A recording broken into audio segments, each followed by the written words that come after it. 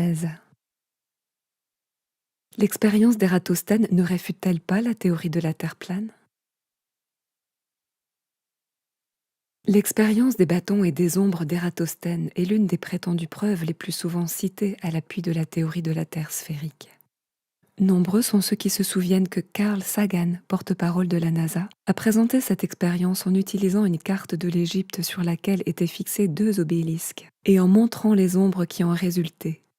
L'histoire raconte que vers 250 avant Jésus-Christ, un mathématicien et philosophe grec du nom d'Ératosthène a remarqué qu'à midi, lors du solstice d'été à Sienne, le soleil ne projetait aucune ombre et que les rayons pouvaient atteindre directement le fond de son puits, alors qu'à Alexandrie, une tige de métal dressée verticalement projetait une ombre significative.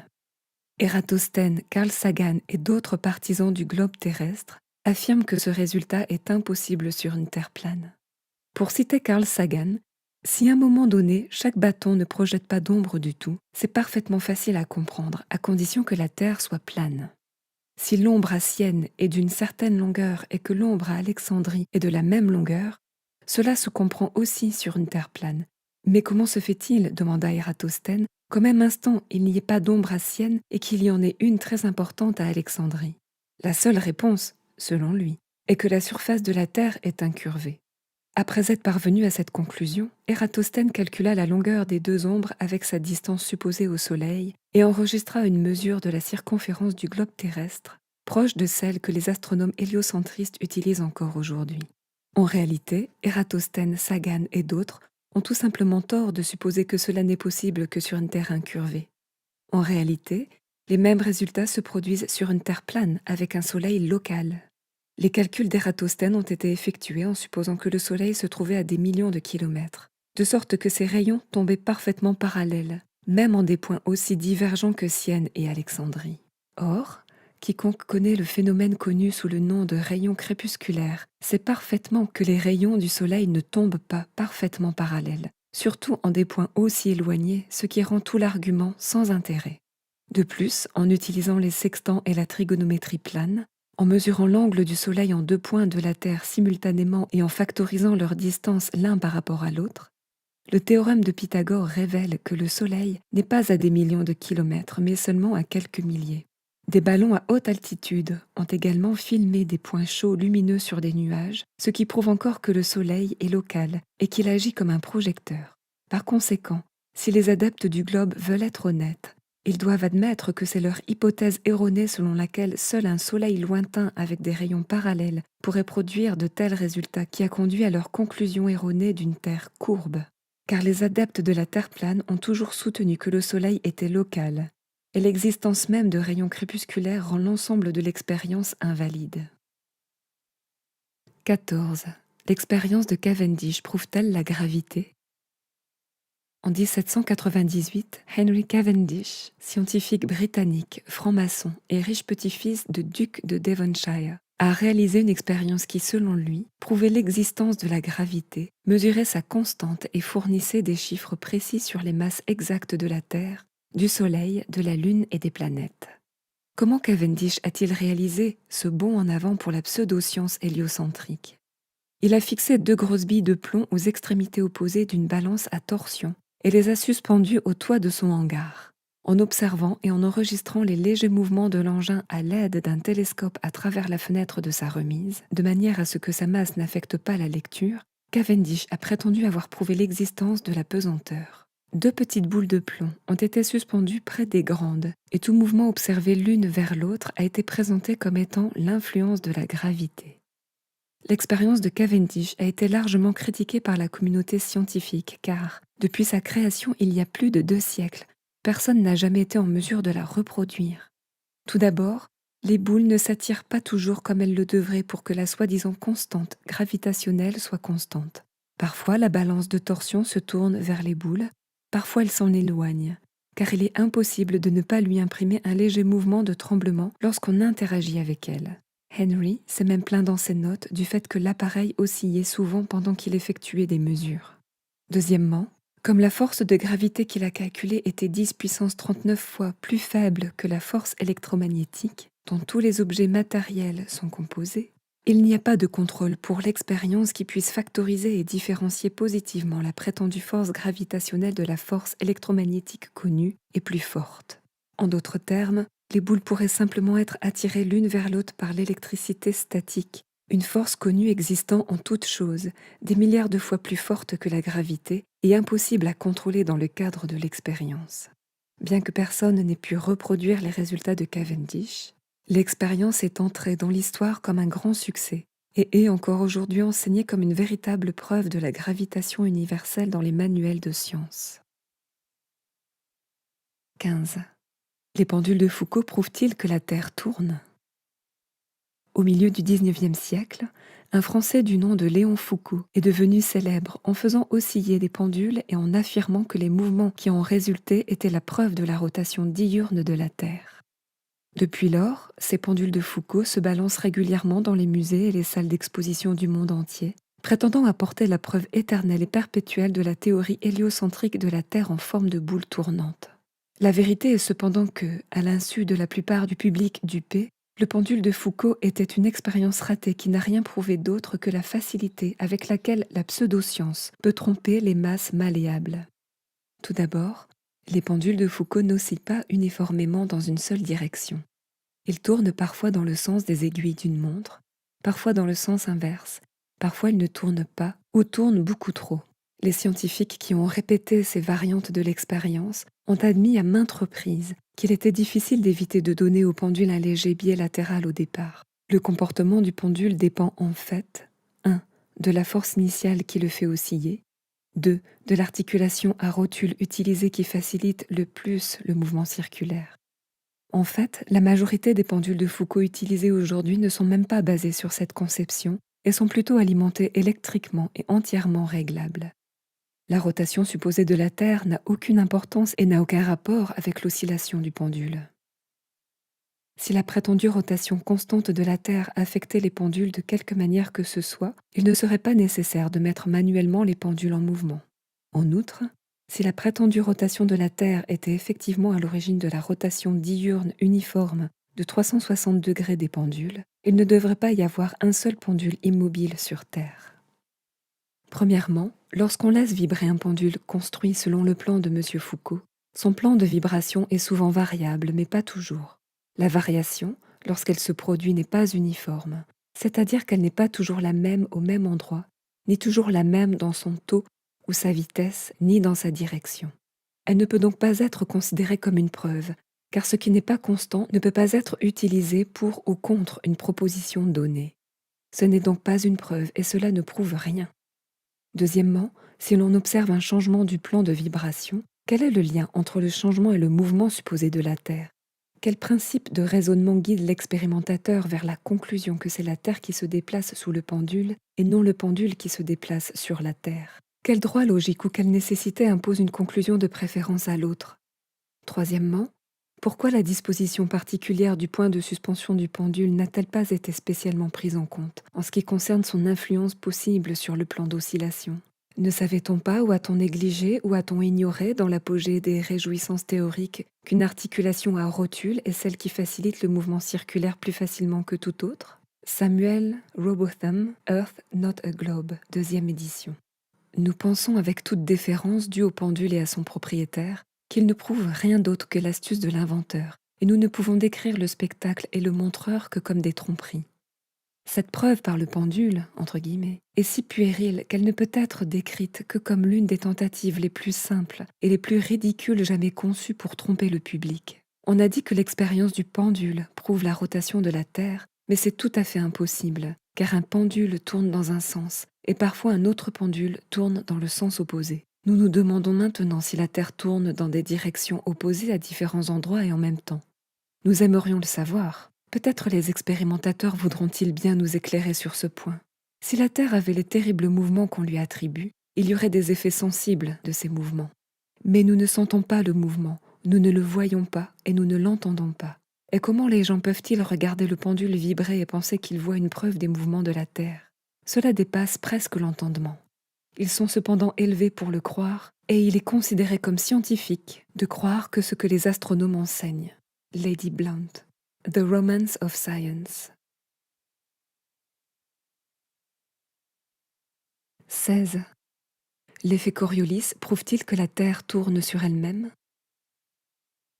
Toujours au milieu du XIXe siècle, un autre Français, Gaspard Gustave Coriolis, a réalisé plusieurs expériences montrant l'effet de l'énergie cinétique sur des systèmes en rotation qui sont depuis lors mystifiés comme preuve de la théorie héliocentrique du cosmos. On dit souvent que l'effet Coriolis fait tourner les éviers et les cuvettes des toilettes dans un sens dans l'hémisphère nord et dans l'autre dans l'hémisphère sud, prouvant ainsi que la Terre est une boule qui tourne sur elle-même. Cependant, à l'instar des pendules de Foucault qui tournent dans un sens ou dans l'autre, les éviers et les toilettes des hémisphères nord et sud ne tournent pas systématiquement dans un sens ou l'autre. Les éviers et les toilettes d'une même maison tournent souvent dans des directions opposées en fonction de la forme de la cuvette et de l'angle d'entrée de l'eau, et non de la rotation supposée de la Terre. Bien que l'idée initiale soit logique, la rotation de la Terre vers l'est ferait tourner l'eau dans la cuvette des toilettes. En réalité, la force et la vitesse à laquelle l'eau entre et sort du récipient sont bien trop importantes pour être influencées par quelque chose d'aussi minuscule qu'un seul tour de 360 degrés en l'espace d'une journée. En fin de compte, l'effet Coriolis ne joue pas un rôle plus important dans les chasses d'eau que dans la révolution des CD dans votre chaîne stéréo. Ce qui détermine réellement la direction dans laquelle l'eau quitte vos toilettes ou votre évier, c'est la forme de la cuvette et l'angle avec lequel le liquide pénètre initialement dans la cuvette. Jennifer Horton, Does the rotation of the Earth affect toilets and baseball games? La rotation de la Terre affecte-t-elle les toilettes et les matchs de baseball? Ainsi, même les publications scientifiques traditionnelles admettent que le soi-disant effet Coriolis n'a absolument aucun effet sur le comportement de l'eau dans les éviers et les cuvettes de toilettes, mais ce fait ne décourage pas les escrocs opportunistes en Équateur et dans d'autres pièges à touristes le long de l'Équateur, où un tour de passe-passe populaire est réalisé à l'aide d'un évier portable pour soi-disant prouver l'effet Coriolis. Tout d'abord, l'artiste place son évier déjà rempli d'eau parfaitement le long de la ligne de l'Équateur, puis retire le bouchon de vidange en montrant à son public comment l'eau s'écoule directement dans le trou. Ensuite, il prend son évier portable et emmène son public crédule à plusieurs mètres vers le sud, dans l'hémisphère sud, en expliquant que l'effet Coriolis va maintenant faire tourner l'eau dans le sens des aiguilles d'une montre dans le tuyau d'évacuation. Cette fois, il verse délibérément de l'eau dans l'évier par le côté gauche et retire rapidement le bouchon de vidange alors que l'eau tourne encore dans le sens des aiguilles d'une montre depuis l'angle où elle a été versée. Ils reprennent ensuite l'évier et déplacent le spectacle de magie de quelques mètres dans l'hémisphère nord, en expliquant que l'eau tourne désormais dans le sens inverse des aiguilles d'une montre.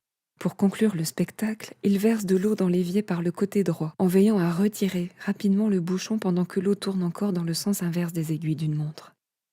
L'effet Coriolis affecterait également la trajectoire des balles et les conditions météorologiques. La plupart des tempêtes de l'hémisphère nord tourneraient dans le sens inverse des aiguilles d'une montre, et la plupart des tempêtes de l'hémisphère sud tourneraient dans le sens des aiguilles d'une montre, de sorte que les balles de fusil à longue portée tendraient vers la droite de la cible dans l'hémisphère nord et vers la gauche dans l'hémisphère sud. Mais là encore, les mêmes problèmes subsistent. Toutes les balles et tous les orages ne présentent pas ce comportement de manière constante et ne peuvent donc pas être raisonnablement utilisés comme preuve de quoi que ce soit. De nombreux tireurs d'élite professionnels ont déclaré sans équivoque qu'ils n'avaient jamais à tenir compte de ce prétendu effet Coriolis ou à le compenser. Les balles de sniper sont en fait affectées par le vent, la température, l'humidité, la pression barométrique, l'ouverture du viseur et l'erreur humaine, et non par la prétendue rotation de la Terre. Extrait de snipershide.com. J'ai tiré à 1800 mètres et ceux qui disent que l'effet Coriolis est un facteur ne font que des conneries. Le vent et plus encore les vents latéraux joueront avec votre balle plus que toute autre chose. Et sur sniperforum.com, je tire à des distances allant jusqu'à 2750 mètres et je n'ai eu besoin de calculer l'effet Coriolis. J'ai tué des cerfs jusqu'à 1000 mètres et je n'ai jamais eu de problème pouvant être attribué à l'effet Coriolis. Ironiquement, les mêmes personnes qui prétendent que les balles de sniper sont affectées par la rotation de la Terre sont les mêmes qui prétendent que les avions, les hélicoptères, les montgolfières ne sont pas affectés par la rotation de la Terre, parce que l'atmosphère entière est en quelque sorte magiquement collée à la Terre et entraînée dans une rotation parfaite en même temps qu'elle. Ces apologistes du globe terrestre ne peuvent pas avoir le beurre et l'argent du beurre. Soit l'atmosphère est indépendante de la prétendue rotation de la Terre et peut affecter la trajectoire des balles, soit la Terre et l'atmosphère se déplacent parfaitement ensemble et ne peuvent donc avoir un effet sur la trajectoire des balles. S'ils prétendent que l'atmosphère est indépendante de la prétendue rotation de la Terre, alors les hélicoptères devraient pouvoir simplement planer sur place et être à l'autre bout du monde en 12 heures. Ou s'ils prétendent que la Terre et l'atmosphère se déplacent ensemble, alors ils admettent que le soi-disant effet Coriolis n'existe pas et ne peut avoir aucun effet sur les balles ou sur les conditions météorologiques. 17. L'ombre du mont Rainier prouve-t-elle le globe terrestre? Il existe plusieurs photographies du mont Rainier dans l'État de Washington, au lever et au coucher du soleil, montrant ce qui semble être des nuages éclairés par le dessous et projetant l'ombre de la montagne vers le haut. Les adeptes du globe terrestre citent souvent ces photographies comme preuve que le soleil doit se trouver physiquement sous la couverture nuageuse pour provoquer cet effet, et que la Terre est donc confirmée comme étant globulaire. Car dans le modèle de la Terre plane, le soleil ne descend jamais physiquement sous l'horizon. À première vue, cette hypothèse peut sembler raisonnable, mais un examen plus approfondi du phénomène montre qu'il n'en est rien. Tout d'abord, il existe une infinité d'exemples de photos et de vidéos montrant la lumière ambiante ou réfléchie, éclairant les surfaces par-dessous et projetant les ombres des objets vers le haut, même si la source de lumière physique réelle se trouve bien au-dessus de ces deux éléments. Un exemple courant est celui de la lumière du soleil de midi qui traverse une fenêtre et se reflète sur le sol, projetant les ombres des meubles de la pièce sur le plafond. Dans ce cas, la source lumineuse se trouve bien au-dessus des meubles et de la maison, mais le plafond est éclairé par en dessous et les ombres des meubles sont projetées vers le haut. Par conséquent, cet effet peut se produire régulièrement sans que la source lumineuse ne doive descendre physiquement en dessous de l'objet de la surface en question. Sur toutes ces photographies, le sommet de la montagne se trouve au-dessus de la ligne des nuages, de sorte que l'ombre que les adeptes du globe supposent être la partie inférieure de la montagne projetée vers le haut pourrait tout aussi bien être la partie supérieure de la montagne projetée vers le bas. Ce n'est qu'un biais de confirmation qui les pousse à croire que c'est la première hypothèse, alors qu'une observation plus poussée montre que c'est la seconde. Les vidéos de ces levées et couchers de soleil, contrairement à ces photos sélectionnées, montrent qu'en réalité l'ombre est toujours au sommet des nuages, du moment où elle apparaît pour la première fois jusqu'au dernier moment où elle disparaît. Au cours de son existence quotidienne, l'ombre ne passe jamais d'une projection vers le bas sur le sommet des nuages à une projection vers le haut sur leur base, comme c'est le cas dans le modèle du globe. En outre, si le soleil descendait vraiment en dessous de la hauteur de la montagne au coucher du soleil et projetait son ombre vers le haut, les images en accéléré devraient montrer que l'ombre commence à se projeter sur les nuages les plus éloignés près de l'horizon et qu'elle se retire ensuite vers les nuages les plus proches.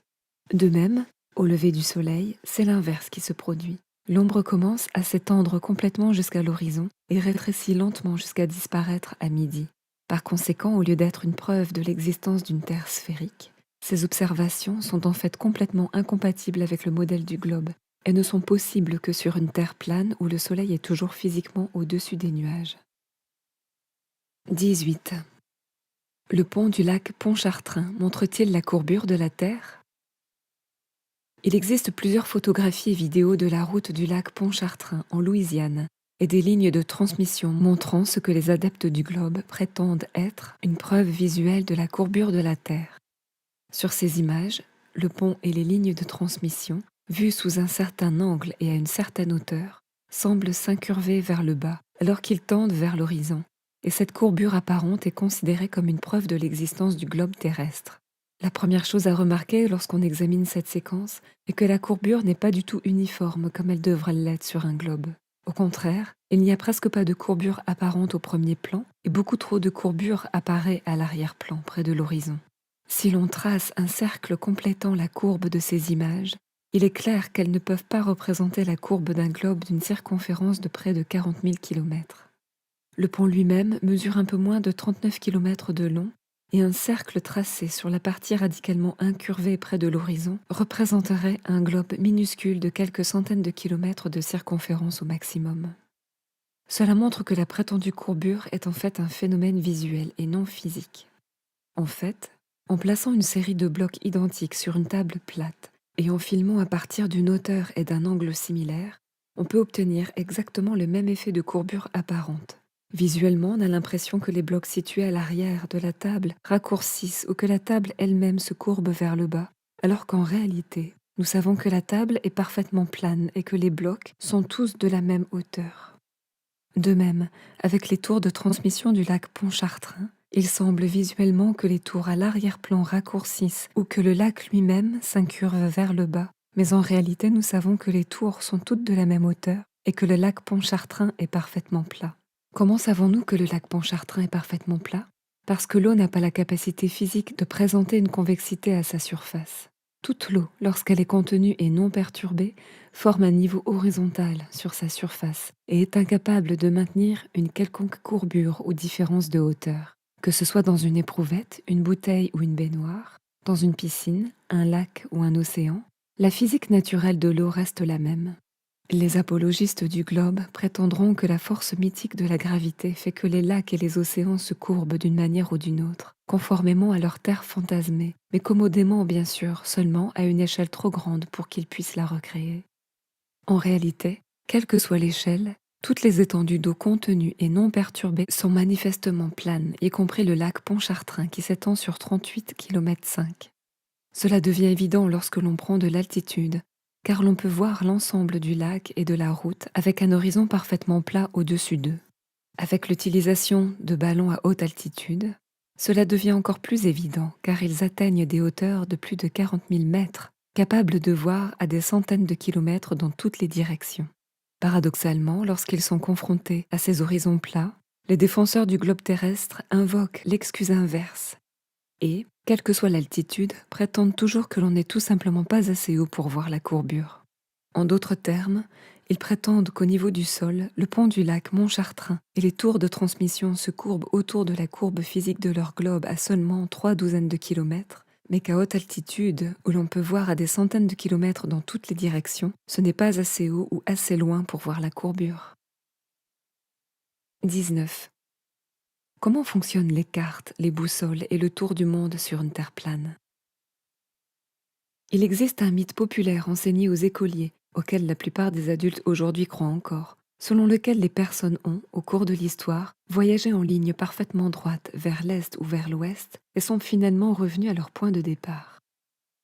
Ce mythe est présenté comme la preuve de l'existence du globe terrestre et affirme que des centaines d'aventuriers depuis Magellan ont réussi à faire le tour de la Terre. Mais la vérité est que personne dans l'histoire n'a jamais voyagé en ligne parfaitement droite et n'est jamais revenu à son point de départ. Tous les tours du monde réussis de l'histoire, qu'ils soient maritimes ou aériens, ont suivi le même schéma, naviguer ou voler en suivant la route la plus commode de port en port, s'arrêter pour se ravitailler et refaire le plein jusqu'à ce qu'un tour complet ait été effectué. Aucun marin ou navigateur de l'histoire n'a, ou n'a pu, voyager uniquement dans la même direction parfaitement droite et arriver comme par magie à son point de départ. Ce mensonge ridicule devient évident lorsqu'il est examiné de manière critique, mais lorsqu'il est enseigné à de jeunes enfants, il réussit à plier et à déformer leur esprit pour qu'ils acceptent l'endoctrinement du globe.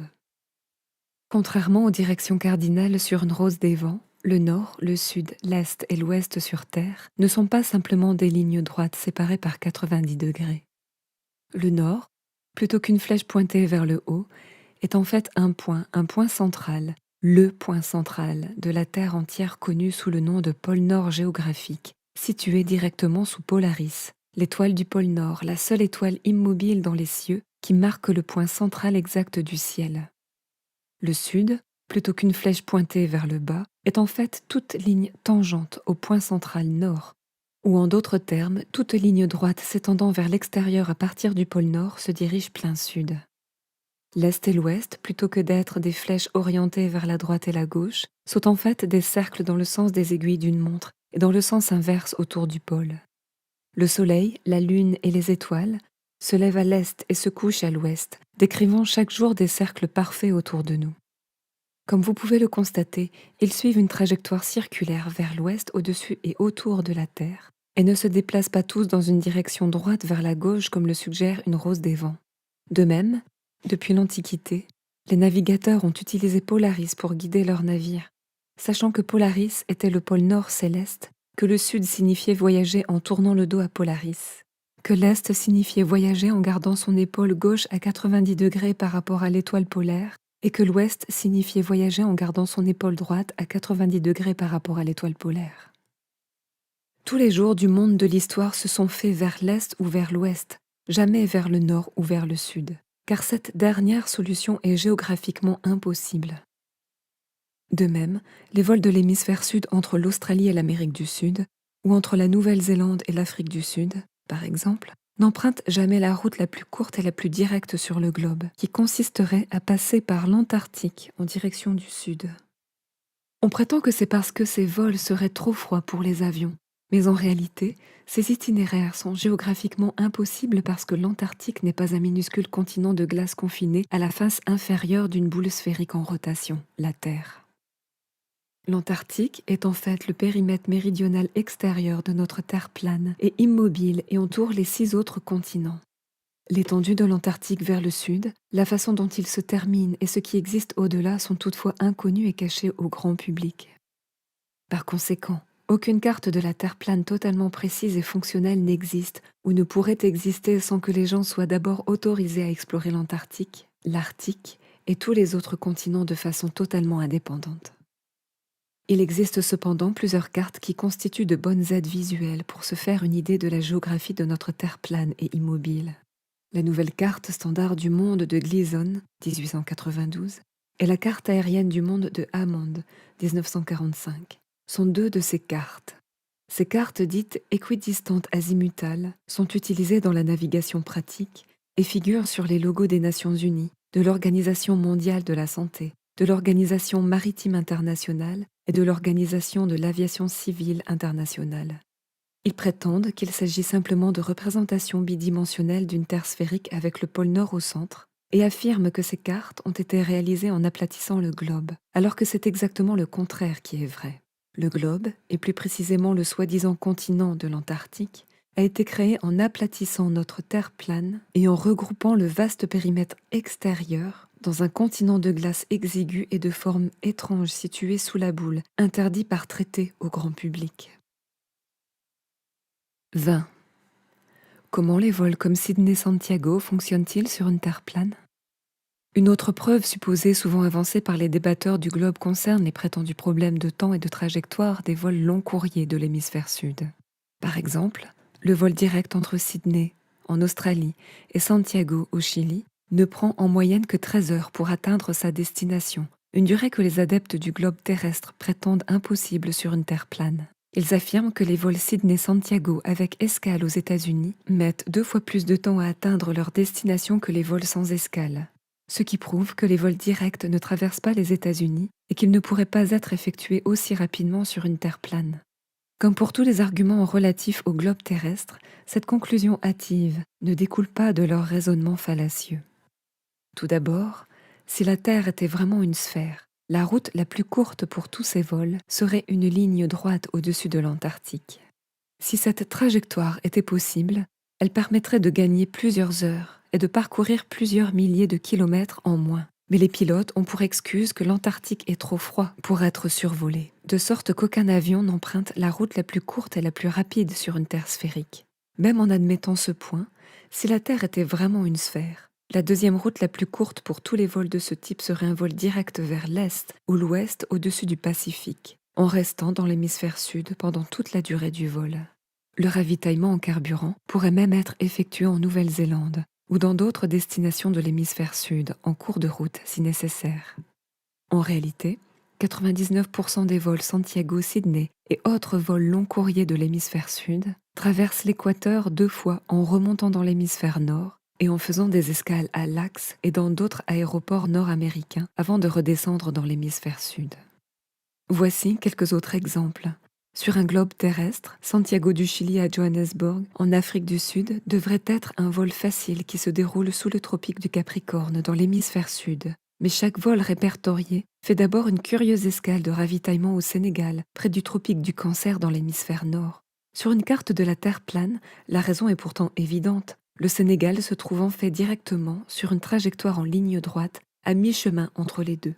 Sur un globe terrestre, le trajet entre Johannesburg, Afrique du Sud, et Sao Paulo, au Brésil, devrait être rapide et direct au-dessus de l'Atlantique, le long du 25e degré de latitude sud. Mais au lieu de cela, presque tous les vols font d'abord une escale de ravitaillement à Londres, au 50e degré de latitude nord. Sur un globe, Johannesburg, Afrique du Sud, Perth, Australie, devrait être une ligne droite au-dessus de l'océan Indien, avec des possibilités de ravitaillement à l'île Maurice ou à Madagascar. Mais dans la pratique, la plupart des vols Johannesburg-Perth s'arrêtent curieusement à Dubaï, Hong Kong ou en Malaisie. Sur un globe terrestre, la liaison entre le Cap, Afrique du Sud, et Buenos Aires, Argentine, devrait se faire en ligne droite au-dessus de l'Atlantique, en suivant la même ligne de latitude. Mais au lieu de cela, tous les vols desservent d'abord des destinations de l'hémisphère nord, en s'arrêtant n'importe où, de Londres à Dubaï, en passant par la Turquie. Ces détours ridicules n'ont aucun sens sur le globe, mais sont parfaitement logiques et forment des lignes presque droites lorsqu'ils sont représentés sur une carte de la Terre plane. En ce qui concerne le vol direct Sydney-Santiago, les données de Google Flights indiquent une durée moyenne de 13 heures et 22 minutes. Et les données de Google Earth sur une distance totale de 11 367 km entre les deux. En divisant 11 367 km par 13,3 heures, on obtient une vitesse de vol moyenne nécessaire de 854 km, ce qui, selon Google Search, est juste en dessous de la vitesse de vol moyenne de 870 km des avions de ligne. En d'autres termes, non seulement ces vols sont facilement réalisables au-dessus d'une Terre plane, mais ils prennent exactement le temps prévu. Certains débatteurs du globe reconnaîtront ce fait, mais le réfuteront en affirmant que les vols sans escale Sydney-Santiago suivent une route circulaire au-dessus du Pacifique et restent dans l'hémisphère sud pendant toute la durée du vol, ce qui augmente la distance, la vitesse et la durée du vol. En ce qui concerne cette affirmation, premièrement, il n'a pas encore été prouvé que ces vols existent puisqu'aucune vidéo n'est disponible en ligne et qu'à chaque fois que les partisans de la Terre plane ont tenté de réserver un vol sans escale, la réservation n'a pas abouti, a été annulée et remboursée quelques jours avant le départ, ou a été remplacée par un vol avec escale. Deuxièmement, s'ils existent, il n'a pas encore été prouvé que ces vols suivent une telle trajectoire car, là encore, il n'y a pas de vidéo. Les traceurs de vol se coupent au-dessus des océans et c'est très improbable si l'on considère que 99% des autres vols long courriers de l'hémisphère sud font des détours radicaux par le nord. Même en admettant ce qui précède, il n'y a aucune raison pour que de tels vols soient impossibles sur une Terre plane. 870 km/h est la vitesse moyenne des avions commerciaux, mais la plupart des avions et des Boeing ont la capacité de voyager beaucoup plus vite, en particulier lors de ces vols long courriers, jusqu'à plus de 1000 à 1200 km/h. L'avion de ligne français Concorde avait en fait une vitesse de vol maximale de 2300 km/h. En outre, il existe des alizés et des courants jet dont les pilotes tirent régulièrement parti et qui peuvent augmenter la vitesse de l'air jusqu'à 320 km/h supplémentaires. Par conséquent, même si un tel vol existe et qu'il parcourt sans escale l'itinéraire exact que les débatteurs de la planète affirment, en accélérant simplement et en profitant des alizés et des courants jet, les avions seraient toujours parfaitement capables d'atteindre leur destination à temps sur une Terre plane. 21. Comment fonctionne la gravité sur une Terre plane? Bien avant que la théorie de la gravité ne soit une lueur dans l'imagination de Sir Isaac Newton, la physique naturelle de la densité et de la flottabilité expliquait déjà parfaitement pourquoi les pommes tombent. Tout simplement, les objets tombent ou s'élèvent en fonction de leur densité relative par rapport au milieu qui les entoure. Les pommes tombent parce qu'elles sont plus denses que l'air, tandis que les ballons d'hélium s'élèvent parce qu'ils sont plus légers. Aucune gravité n'est nécessaire. C'est pourquoi les gouttes de pluie tombent dans l'air et les bulles d'air montent dans l'eau. Chaque chose cherche sa densité relative et monte ou descend jusqu'à ce qu'elle se stabilise en conséquence. C'est pourquoi un minuscule caillou coule au fond de l'océan, alors que de gigantesques navires de croisière et porte-avions restent à flot à la surface. Parce que même si un caillou est si petit, sa masse par rapport à son volume, sa densité, est supérieure à celle de l'eau, donc il coule. Et même si un navire de croisière est si grand, sa masse par rapport à son volume est inférieure à celle de l'eau, donc il flotte. Si la pomme de Newton avait atterri dans l'eau plutôt que sur sa tête, il aurait vu que la pomme était tombée dans l'air parce qu'elle était plus dense que l'air, mais qu'elle avait ensuite flotté sur l'eau parce qu'elle était moins dense que l'eau. Avez-vous déjà remarqué qu'il est plus facile de rester à flot lorsque vos poumons sont pleins d'air que lorsqu'ils sont vides? Les sous-marins flottent à la surface lorsque leurs ballastes sont remplis d'air, mais lorsque les évents sont ouverts et que l'eau de mer afflue, ils commencent à couler, car la densité du sous-marin devient supérieure à celle de l'eau. En fonction de la profondeur à laquelle ils souhaitent plonger, les marins ajustent simplement le rapport air-eau dans les réservoirs et lorsqu'ils sont prêts à refaire surface, ils insufflent de l'air comprimé dans les réservoirs pour forcer l'eau de mer à en sortir, abaissant ainsi la densité, ce qui leur permet de remonter à la surface. Nous pouvons également prouver ce fait de densité relative en remplissant un ballon en plastique avec environ une moitié d'hélium et une moitié d'air. L'hélium étant plus léger que l'oxygène, l'azote et les autres gaz qui composent l'air qui nous entoure, le fait de remplir un ballon avec juste la bonne quantité d'hélium pour compenser et équilibrer la densité du plastique permet d'obtenir un ballon en lévitation, anti-gravité, à l'équilibre, qui ne monte ni ne descend. Les sceptiques posent souvent la question suivante. Si la gravité n'existe pas et que les objets tombent simplement parce qu'ils sont plus denses que le milieu qui les entoure, pourquoi des objets de masse différente tombent-ils tous à la même vitesse? S'il n'y a pas de gravité, pourquoi un ballon d'hélium tombe-t-il dans une chambre à vide? Et en l'absence de gravité, pourquoi les objets tombent-ils vers le bas plutôt que vers le haut ou sur les côtés? Pour commencer, une plume et une enclume tomberont toutes deux à des vitesses différentes, parce que l'une est radicalement plus dense que le milieu environnant, l'air, tandis que l'autre ne l'est pas. Imaginez une graine de pissenlit et une brique, ou un morceau de papier et un rocher. Ces exemples et bien d'autres tombent à des vitesses radicalement différentes, ce qui remet en question la vitesse d'accélération uniforme supposée due à la gravité, qui est de 9,81 mètres par seconde au carré. Il serait plus juste d'appeler ce phénomène accélération maximale vers l'équilibre de la densité. Tant qu'un objet a une masse suffisante et qu'il est suffisamment aérodynamique pour annuler la résistance de l'air, il tombera dans l'air à peu près à la même vitesse. Mais si nous changeons le milieu de l'air à l'eau, par exemple, les objets ne tomberont plus à la même vitesse, ce qui réfute à nouveau cette prétendue constante gravitationnelle. Dans une chambre à vide, l'air est complètement éliminé de sorte que tous les objets, y compris une plume et une boule de bowling, tomberont à la même vitesse. En supprimant complètement le milieu de l'équation, tous les objets, y compris un ballon à l'hélium, tomberont au sol simultanément. En l'absence de tout support, la vitesse de chute de tous les objets est effectivement égale. Mais cela n'a rien à voir avec une force d'attraction mythique, et tout à voir avec le fait que la densité du support environnant a été réduite à zéro.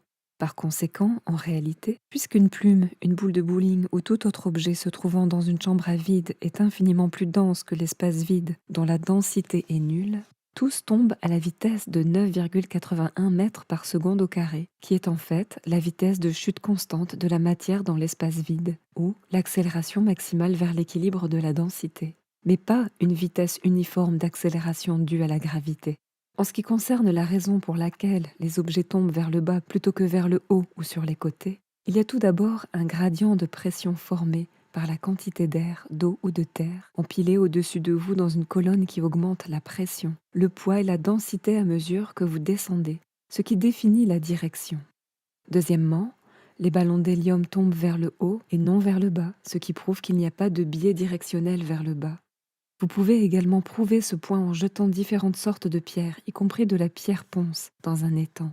Toutes les pierres, à l'exception de la pierre ponce, couleront au fond de l'étang, mais lorsque vous y jeterez la pierre ponce, elle remontera à la surface. Cela s'explique par le fait que la pierre ponce a une densité inférieure à celle de l'eau, tout comme les ballons d'hélium ont une densité inférieure à celle de l'air. Leur densité relative étant inférieure à celle du milieu qui les entoure, ils s'élèvent, tout comme les objets dont la densité relative est supérieure à celle du milieu qui les entoure, ils tombent. Tout cela s'explique parfaitement par la physique naturelle de la densité et de la flottabilité, qui était connue et comprise bien avant que Sir Newton ne la rebaptise et la remodèle pour l'adapter à sa théorie héliocentrique du cosmos. 22. Comment fonctionne le lever et le coucher du Soleil sur une Terre plane? Dans le modèle de la Terre plane, les projecteurs que sont le Soleil et la Lune sont perpétuellement en vol stationnaire et parallèles à la surface de la Terre. De notre point d'observation, en raison de la loi de la perspective, les deux luminaires semblent s'élever le long de l'horizon oriental, atteindre leur point culminant au-dessus de nos têtes, puis s'enfoncer sous l'horizon occidental. Ils ne s'échappent pas vers le dessous de la Terre plane, comme l'imaginent souvent les détracteurs moqueurs, mais tournent en cercle concentrique dans le sens des aiguilles d'une montre autour de la circonférence, d'un tropique à l'autre. L'apparence du lever, du coucher et du pic est due à la loi commune de la perspective, selon laquelle les objets élevés apparaissent en hauteur lorsqu'ils sont proches, mais à une certaine distance, ils s'abaissent progressivement vers le point de fuite. Bien que le Soleil soit à tout moment au-dessus de la surface de la Terre et parallèle à celle-ci, il semble monter dans le firmament du matin jusqu'à midi et descendre et s'enfoncer sous l'horizon le soir. Cela est dû à une loi simple et omniprésente de la perspective. Une volée d'oiseaux, lorsqu'elle passe au-dessus d'un pays plat ou marécageux, semble toujours descendre au fur et à mesure qu'elle s'éloigne. Et si la volée est nombreuse, le premier oiseau apparaît plus bas ou plus près de l'horizon que le dernier. Le feu le plus éloigné d'une rangée de lampes paraît le plus bas, bien que chacun d'eux ait la même altitude. En gardant ces phénomènes à l'esprit, on comprendra aisément que le Soleil, bien que toujours parallèle à la surface de la Terre, doit sembler monter lorsqu'il s'approche, lorsqu'il quitte la position du méridien ou du jour à midi.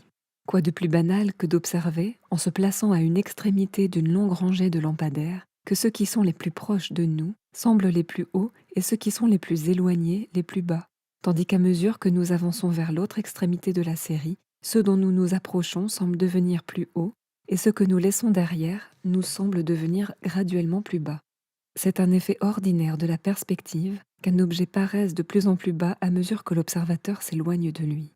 Laissez quiconque faire l'expérience de regarder un phare, une flèche d'église, un monument, une lampe à gaz ou tout autre objet surélevé à une distance de quelques mètres seulement, et remarquez l'angle sous lequel il observe.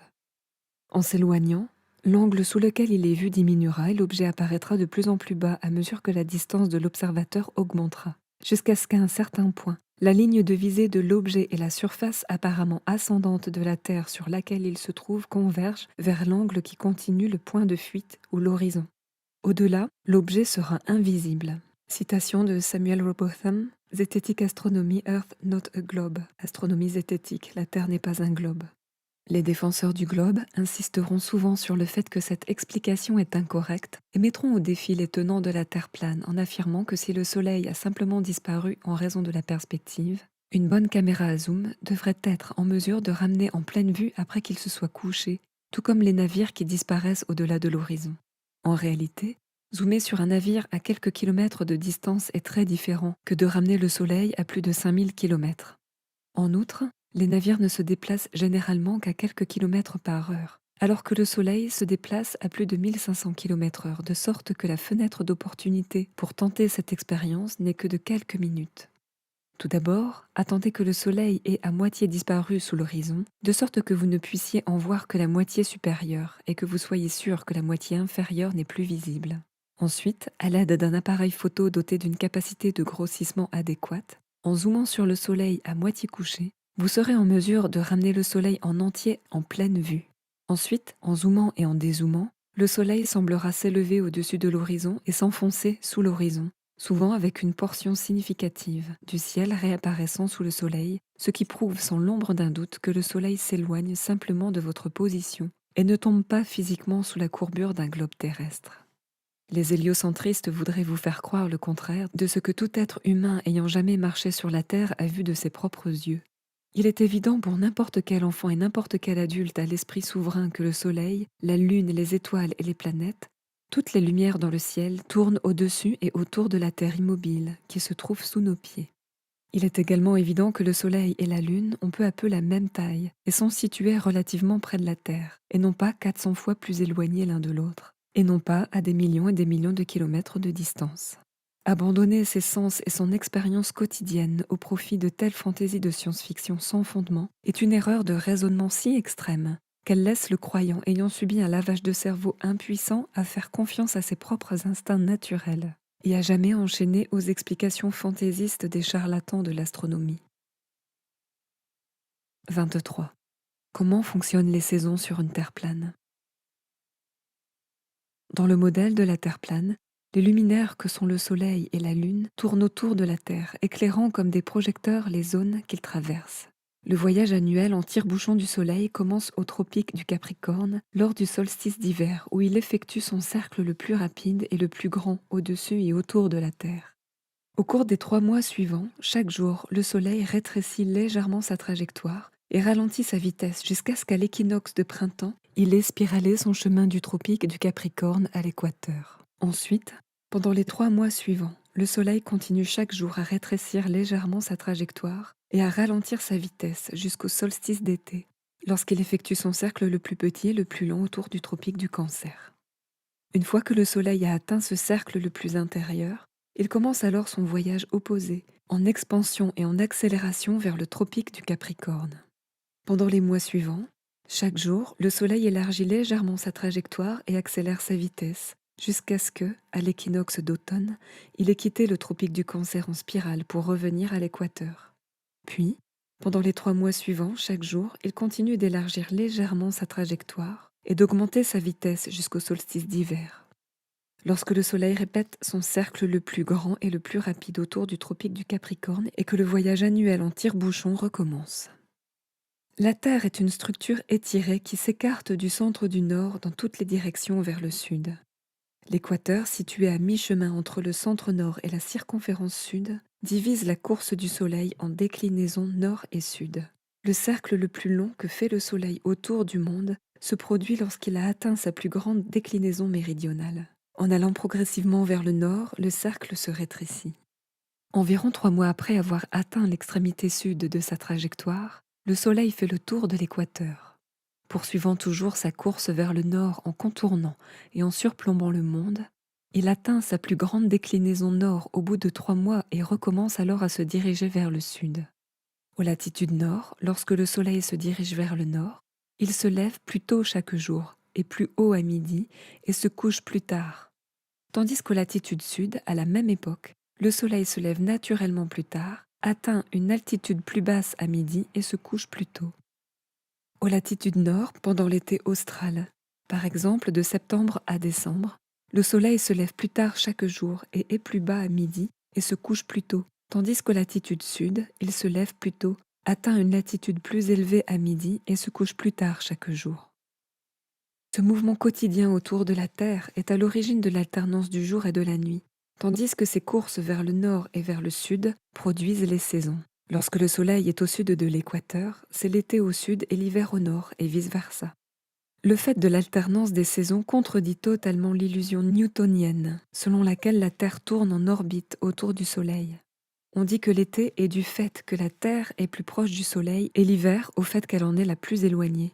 Mais si le lecteur suit l'argumentation de n'importe quel manuel, il verra que selon cette théorie, lorsque la Terre est la plus proche du Soleil, il doit y avoir l'été aux latitudes nord et sud, et de la même manière, lorsqu'elle est plus éloignée du Soleil, il doit y avoir l'hiver sur toute la Terre en même temps, car l'ensemble du globe, la Terre, serait alors le plus éloigné du Soleil. Il est impossible de rendre compte de la récurrence des saisons en supposant que la Terre est globulaire et qu'elle tourne sur une orbite autour du Soleil. Citation de Thomas Winship, Zététique Cosmogénie.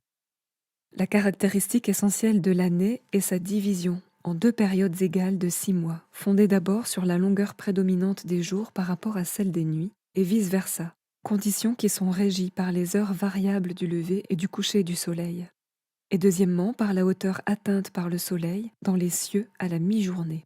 Le premier cycle, au cours duquel les jours sont plus longs que les nuits et le Soleil atteint son point culminant de l'année, s'étend de l'équinoxe de printemps à l'équinoxe d'automne, c'est-à-dire du 21 mars au 22 septembre, et le second cycle, au cours duquel, inversement, la durée des nuits dépasse celle des jours, et le Soleil descend à son point le plus bas de l'année, s'étend de l'équinoxe d'automne à l'équinoxe de printemps, c'est-à-dire du 23 septembre au 20 mars. Ces 2 périodes de 6 mois sont également caractérisées par une opposition de température. Pendant le premier cycle qui correspond au printemps et à l'été, la chaleur monte et descend progressivement, tandis que pendant le second cycle qui comprend l'automne et l'hiver, c'est l'intensité du froid qui augmente et diminue progressivement. Citation de Gabrielle Henriette. Le ciel et la terre.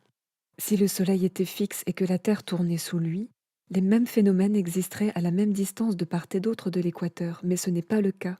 Qu'est-ce qui peut faire que le crépuscule en Nouvelle-Zélande soit beaucoup plus soudain ou que les nuits soient beaucoup plus froides qu'en Angleterre? L'hémisphère sud ne peut pas tourner plus vite que l'hémisphère nord. Les latitudes sont à peu près les mêmes et la distance autour d'un globe serait la même à 50 degrés sud qu'à 50 degrés nord. Et comme l'ensemble tournerait une fois en 24 heures, La surface des deux endroits passerait sous le soleil avec la même vitesse, et la lumière s'approcherait le matin et s'éloignerait le soir exactement de la même manière. Et pourtant, c'est tout le contraire qui se produit. La lumière constante du nord développe, avec la plus grande rapidité, de nombreuses formes de vie végétale et fournit la subsistance à des millions de créatures vivantes. Mais dans le sud, où la lumière du soleil ne s'attarde jamais sur une région centrale, mais balaie rapidement la mer et la terre pour accomplir en 24 heures le grand cercle de la circonférence méridionale, elle n'a pas le temps d'exciter et de stimuler la surface. Et c'est pourquoi même, à des latitudes méridionales relativement basses, tout porte un aspect de désolation. Ces différences entre le nord et le sud ne pourraient exister si la Terre était un globe tournant sur des axes sous un soleil immobile. Les deux hémisphères auraient, aux mêmes latitudes, le même degré de lumière et de chaleur et les mêmes phénomènes généraux tant en nature qu'en degrés. Les particularités que l'on trouve dans le sud par rapport au nord ne sont pas celles qui pourraient exister sur un plan stationnaire ayant un centre septentrional, concentrique à la trajectoire du Soleil en mouvement. Citation de Samuel Robotham, Zététique Astronomie, Earth Not a Globe. 24. Comment fonctionne le Soleil de minuit sur une Terre plane? Le soleil de minuit est un phénomène vécu par les observateurs au nord du cercle polaire arctique pendant le solstice d'été, où l'on peut voir le soleil tourner autour de 360 degrés sans jamais se coucher. Selon la distance au nord de l'observateur, le soleil peut être vu pendant plusieurs jours ou semaines, se levant et se couchant comme d'habitude, mais ne se couchant jamais complètement au-delà de l'horizon. En effet, après avoir atteint le tropique du Cancer, le soleil décrit son cercle le plus étroit au-dessus de la Terre, à tel point que les observateurs situés au centre du cercle polaire arctique ne sont à aucun moment suffisamment éloignés du Soleil pour qu'ils se couchent au-delà de leur horizon. Ce n'est qu'après le solstice d'été, lorsque le Soleil revient vers l'équateur, que le Soleil se couche complètement et que les jours commencent à raccourcir dans l'Arctique. Pendant ce temps, en Antarctique, au moment du solstice d'été, le Soleil disparaît complètement pendant plus de 2 mois, plongeant tous les habitants du cercle antarctique dans une obscurité glaciale de la mi-mai à la mi-juillet. Encore une fois, cela s'explique par le fait que le Soleil rétrécit et resserre sa trajectoire vers le tropique du Cancer, ce qui signifie qu'il s'est suffisamment éloigné du périmètre de l'Antarctique pour ne pas être vu par les observateurs positionnés si loin au sud. Ce n'est qu'à la mi-juillet, lorsque le Soleil s'étend et élargit sa trajectoire suffisamment loin, que les observateurs de l'Antarctique pourront à nouveau voir le Soleil au-dessus de l'horizon et que les jours de l'Antarctique commenceront à s'allonger. Pour correspondre au modèle de globe héliocentrique, ce phénomène du soleil de minuit doit également se produire pour les observateurs au sud du cercle antarctique lors du solstice d'hiver. En fonction de la distance au sud, l'observateur devrait voir le soleil pendant plusieurs jours ou semaines, ne jamais se coucher complètement comme il le fait au nord. En réalité, il n'y a jamais de soleil 24 heures sur 24 en Antarctique, quelle que soit la période de l'année. Lors du solstice d'hiver, lorsque le Soleil parcourt sa trajectoire la plus large au-dessus et autour du tropique du Capricorne, les observateurs situés suffisamment au sud verront les heures d'ensoleillement s'allonger en raison de la proximité du Soleil, mais observeront tout de même le Soleil se lever et se coucher complètement au-delà de l'horizon chaque jour.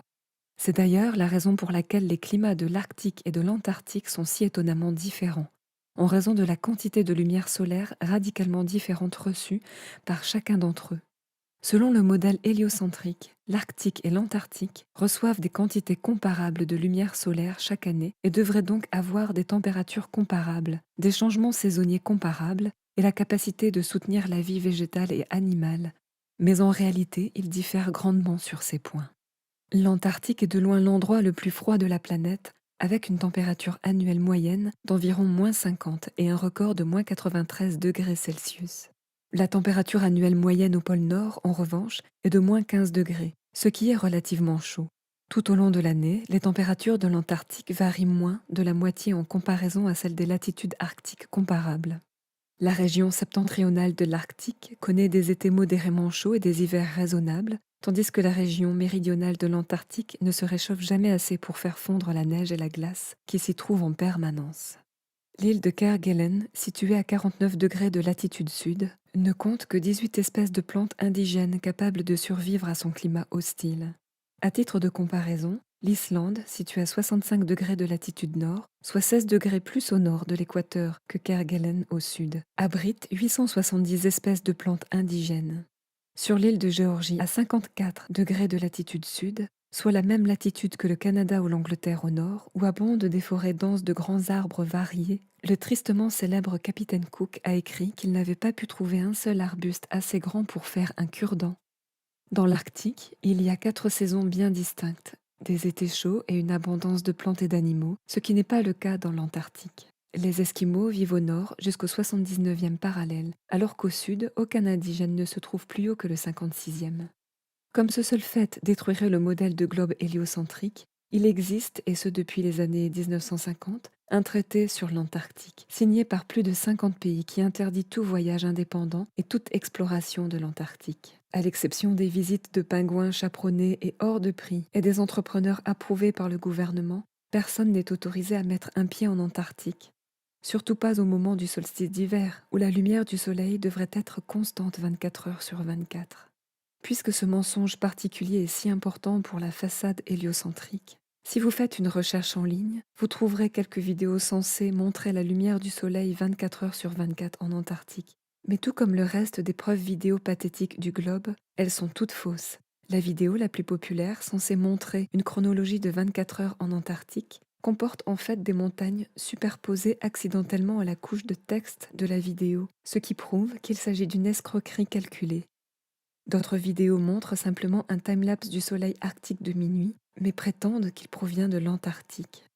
Il existe des dizaines de vidéos clairement authentiques du soleil de minuit arctique que vous pouvez voir en ligne, et vous pouvez librement voyager au-dessus du cercle polaire arctique pour en faire l'expérience par vous-même. À l'inverse, il n'existe que quelques vidéos clairement fausses du prétendu soleil de minuit de l'Antarctique, et il est impossible de s'y rendre librement pour en faire l'expérience.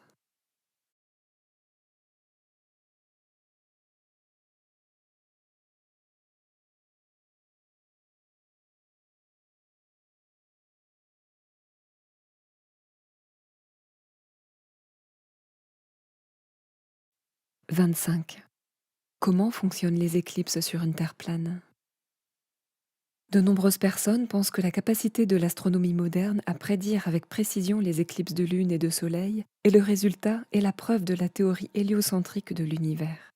Le fait est que les éclipses ont été prédites avec précision par les cultures du monde entier pendant des millions d'années avant que la boule héliocentrique de la Terre n'apparaisse dans l'imagination de Copernic.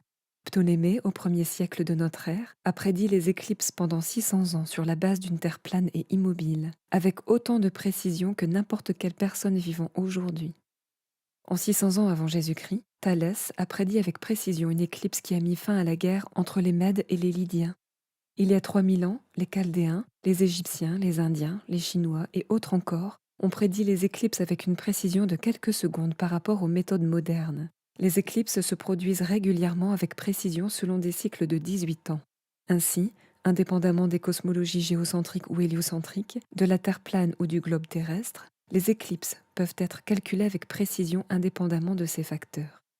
Autre hypothèse et preuve supposée de la forme globulaire de la Terre, les héliocentristes affirment que les éclipses de Lune sont causées par l'ombre de leur terre sphérique qui occulte la Lune. L'idée est que les sphères du Soleil, de la Terre et de la Lune s'alignent parfaitement comme 3 boules de billard alignées, de sorte que la lumière du Soleil projette l'ombre de la Terre sur la Lune. Malheureusement pour eux, cette explication est complètement invalidée par le fait que les éclipses de Lune se sont produites et continuent de se produire régulièrement lorsque le Soleil et la Lune sont encore visibles ensemble au-dessus de l'horizon. Mais pour que la lumière du Soleil projette l'ombre de la Terre sur la Lune, les 3 corps doivent être alignés dans une symétrie droite de 180 degrés. Dès l'époque de Pline, on trouve des traces d'éclipses de lune se produisant alors que le Soleil et la Lune sont tous deux visibles dans le ciel, et cela se produit encore aujourd'hui lors d'éclipses de lune. Pour tenter d'expliquer les incohérences de leur théorie, les héliocentristes prétendent généralement que la réfraction de la lumière doit se produire à une échelle suffisamment grande pour expliquer le phénomène. Mais même si cette explication très peu plausible de contrôle des dommages par ingénierie inverse est acceptée, elle ne peut expliquer comment les observateurs terrestres sont supposés pouvoir voir à 19 000 km à 180 degrés autour d'une Terre globulaire des objets situés de l'autre côté. En réalité, les éclipses sont un phénomène bien plus occulte et mystérieux que l'alignement de 3 boules de billard.